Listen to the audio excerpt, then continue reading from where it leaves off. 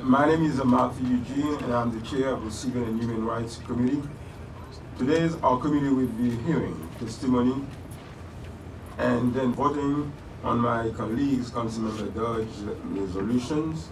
Proposed resolution number 673B, recognizing January 27, 2019 as Holocaust Remembrance Day, and the week beginning on January 27, 2019, as a citywide week of Holocaust education in New York City.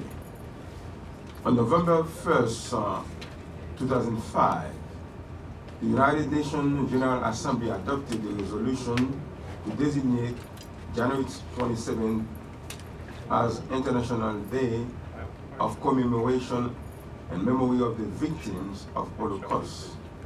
This day represents the day that Auschwitz-Birkenau, one of the largest of the 40 concentration camps that comprise the Auschwitz complex, was finally liberated.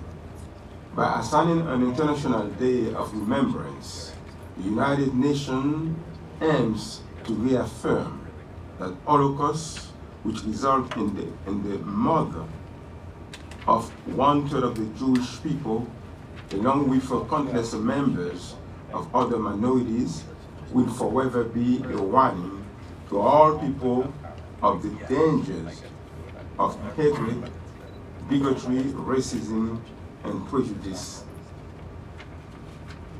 The genocide of 6 million Jews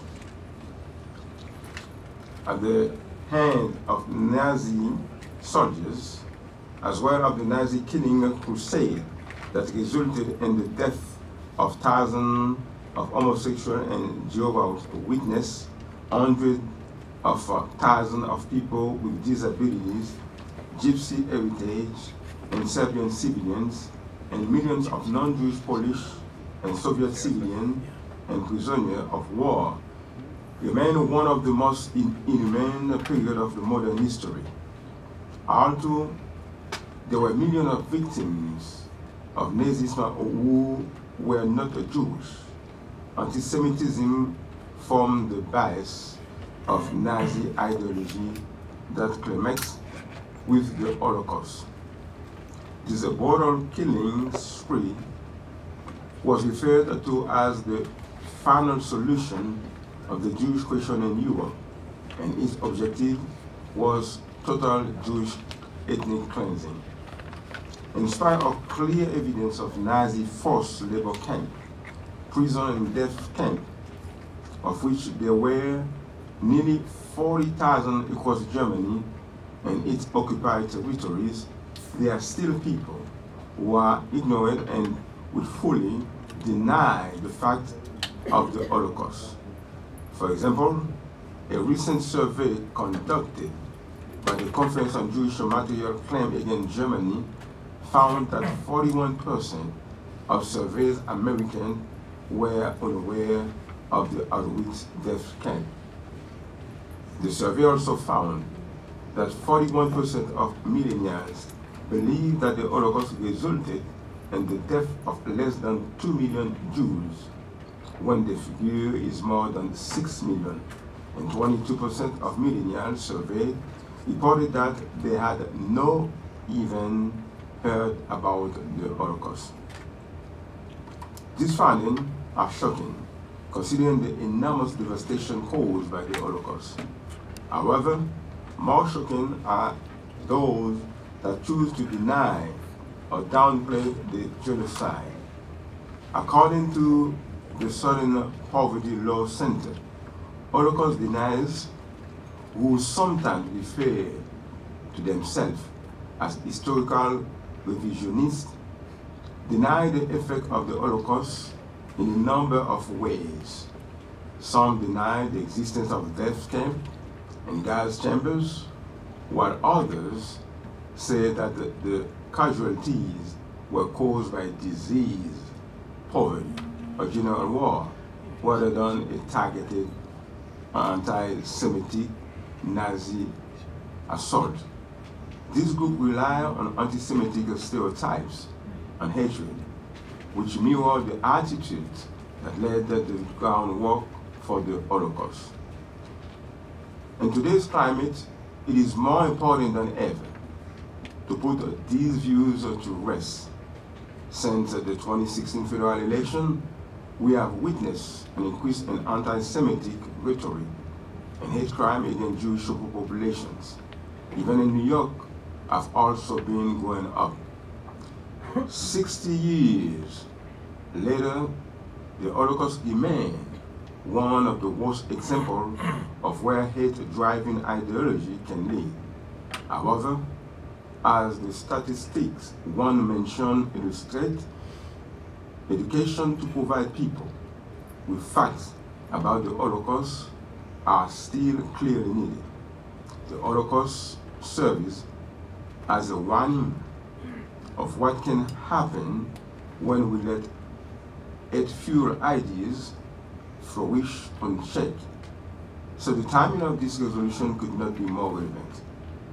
And I want to commend my colleague, Councilmember Dodge, for introducing this very important resolution, and I strongly encourage the members of the committee to vote yes on passing Resolution 673B. We need to make sure that we educate our young adults, that our future generations remember what atrocities the millions that were murdered during the Holocaust went through. And if you ask people about World War I, many don't remember or don't know anything that transpired during that time.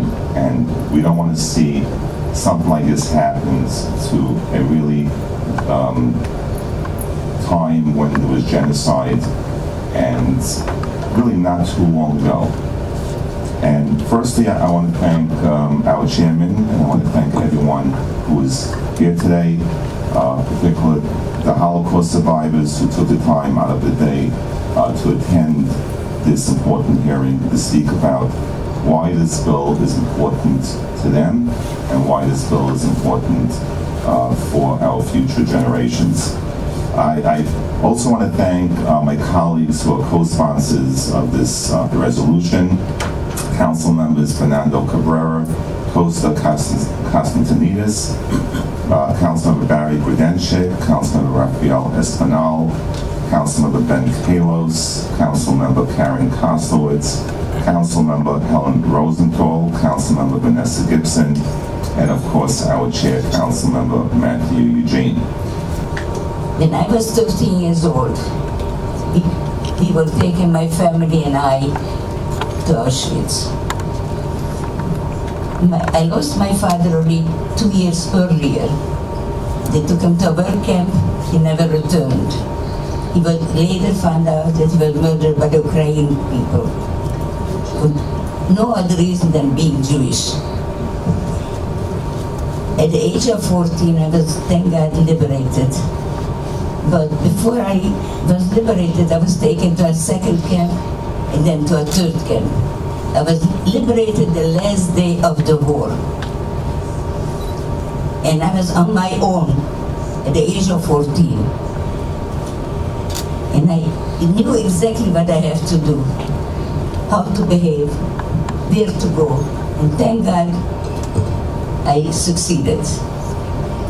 Today I am a mother, grandmother, great-grandmother, a lot of kids, and thank God they're all useful and good citizens of the United States. The only fright that stayed with me, mainly it shouldn't reoccur again. And I'm not just saying it today, I said it the moment I entered this country. I'm afraid of it. I'm afraid of it. Because it could happen in a second. We're going to be quiet about one instant happening, anti-Semitism it flares up in a moment. Thank you, Councilman Member Chaim Deutsch, for your crucial and very important initiative. Let me introduce myself. I was about 7 years old when the Eichmann trial began in Jerusalem, Israel. One day, during the course of the trial, I heard a knock on the door.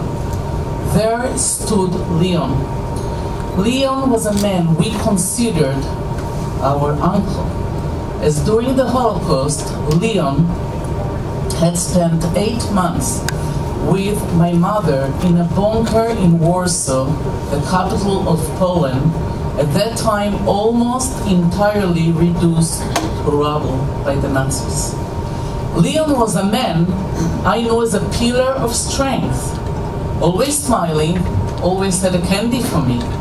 But now he stood, all shaken, at the verge of tears. The moment my parents saw him, they took him into the dining room and locked the door. A few moments later, I heard Peter sobbing. It was Leo. As a little girl, I couldn't understand why he was crying. As an adult, I learned slowly and painfully all about the Holocaust. And then I understood that my parents, both of them survivors, whom I loved so dearly, and their friends whom I respected so much, had emerged alive but deeply scarred from a unique form of hell. More importantly, a full week of Holocaust education would squarely fall in line with the ADL's mission and values of stopping the defamation of the Jewish people and securing justice and fair treatment for all, particularly those of inclusion and respect, in the hopes that eventually all citizens in our city and country will establish relationships held by the fabric of those values without labels to separate them. You know, as the numbers I know were mentioned in some of your opening remarks by the Claims Conference, studies that have been done, I think it's shocking that 31% of Americans believe, based on polling, that only 2 million or less died in the Holocaust. 66% don't know that what Auschwitz is, and 22% of millennials had never heard of the Holocaust. Clearly, there's a need for education.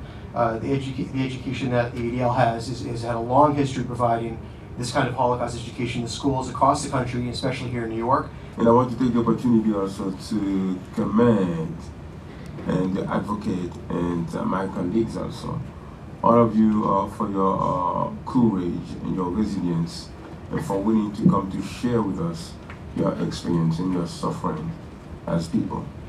And again, I want you to know that we in New York City, we stand with you. We have been there with you, and we will continue to stand with the Jewish community, because no people should go through what you have been through before, during the Holocaust.